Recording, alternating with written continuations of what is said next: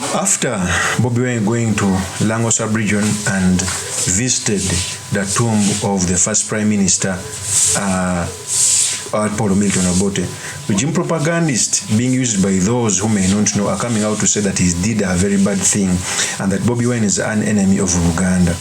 We all know that we have a history where Obote attacked the kingdom of Uganda. Not only the kingdom of Uganda, but the entire kingdoms, and he abolished them. To an extent that the king died in exile.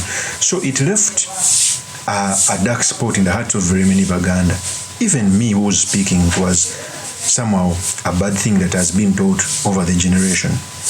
But also, General Museveni has been using that crack in the door to keep the country divided on those lines so that he can rule over us for 40 years. Whenever he goes to the LANGO sub-region, he tells them Baganda bad. When he comes to Uganda, he tells them the LANGO people exiled your king. I'm the one who brought back the kingship. And by the way, you could point out some things which were done by Obote, and they are right in your face. So for the people who are attacking Bobi Wine, don't understand that looking for the presidency of this country entails, one, uniting people who are supposed to give you the vote. Although Buganda is the largest voting basket, but it cannot make the president alone.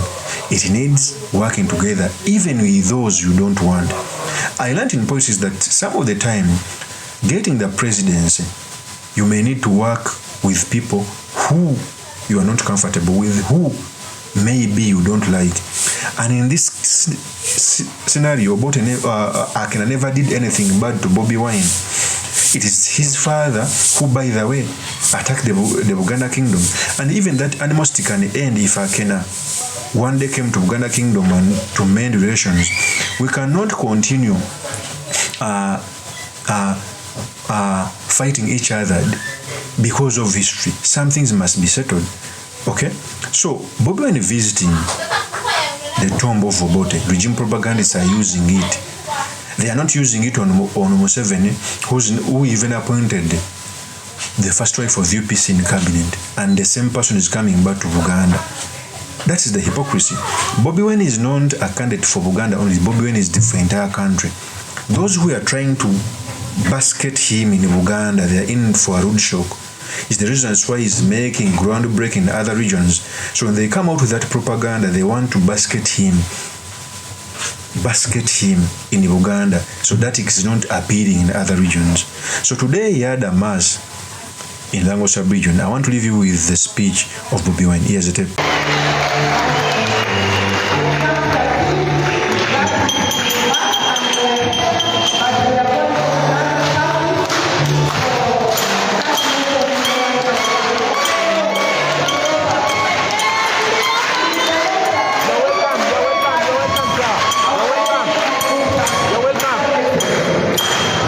You're welcome.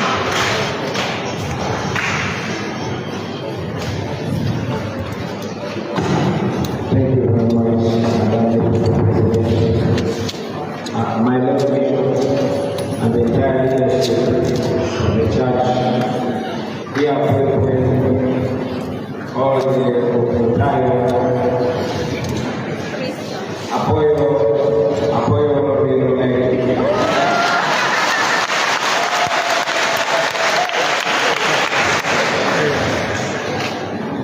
Nyinga Chabulani Satan Robert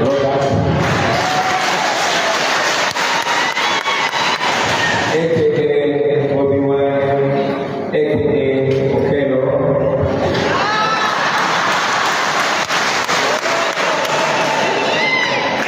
Abel Ali President Main National Unity Platform.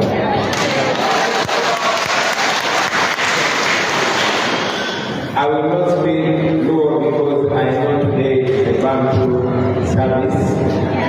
Many of them might not understand me. But I will say, I will also tell them, wherever they know, wherever they gather.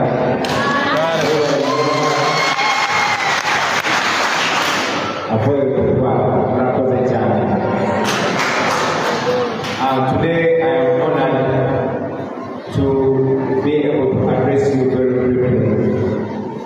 It's a blessing that this day found me in Iraq, being able able to communicate with you, brethren, to share this moment, to share this blessing, but also, once again, being able to communicate my humble communication.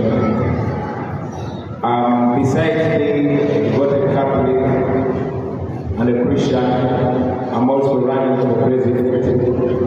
I ran for president in 2021. All of you know what happened. But unlike 2021, I was much younger, much angrier, and more impatient. Not that I'm patient now, I'm even more impatient. But I must say so much that I've learned in this journey in northern Uganda, and particularly in LANGO. It is not like the first one. Many things we plan, but God also planned otherwise. Last time we went to Karuma. Even this time we were meant to drive by road to Karuma, and I was invited by a brother. Some of you know him. His name is Honorable Jimmy Apia. And I had the honor of visiting him at his home, and also the honor of visiting the resting place of the founding father of our nation, Dr. Abraham.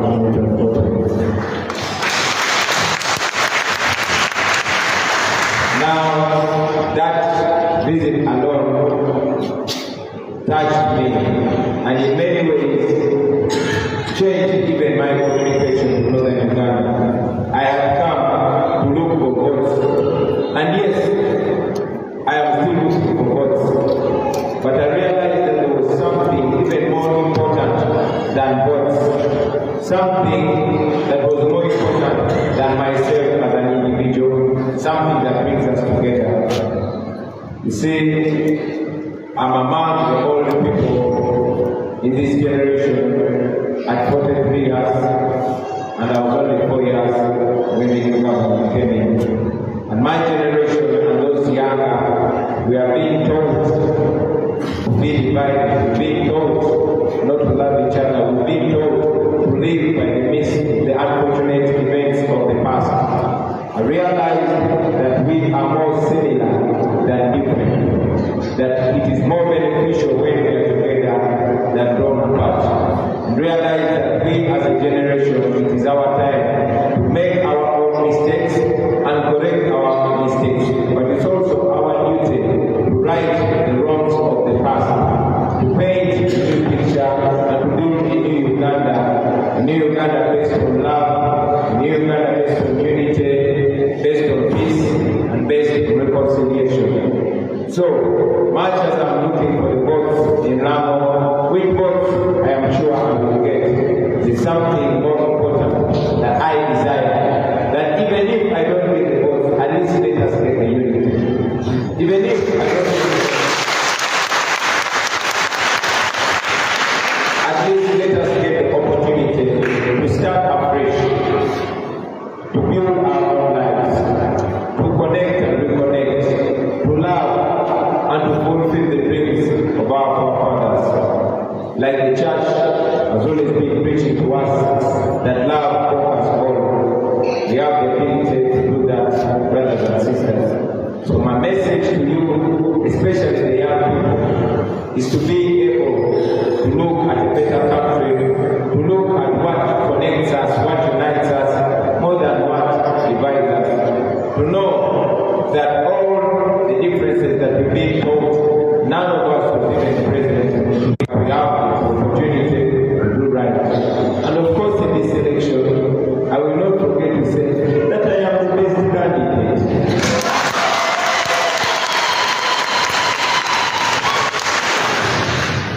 I am the best candidate because I look ahead.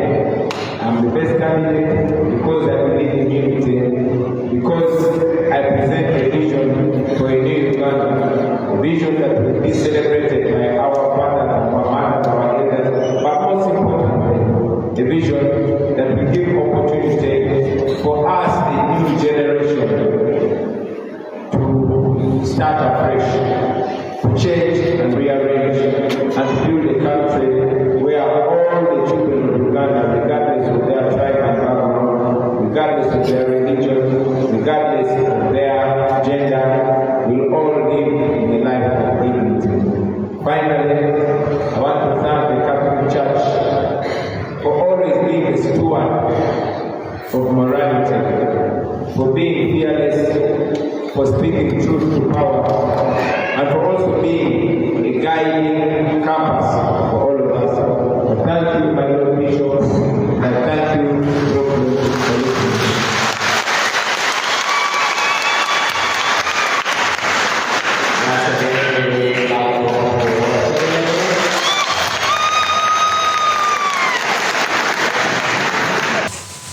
That is Bobi Wine. You clearly see that he's building bridges.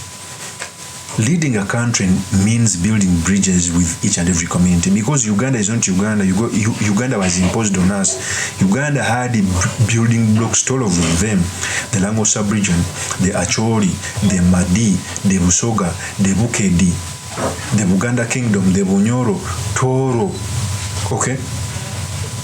Karamoja, etc., etc. Those are the building blocks that made Uganda. So each and every president who would want to lead the country must build bridges. So these propagandists who are coming out to say that Bobi Wine wouldn't have done that, I know because of history there are some wounds, but time is going to come when we must heal as a country. These things must be put on the table. Gone are the days where MUSEVENI is using this tactic to lead over us. These things must stop.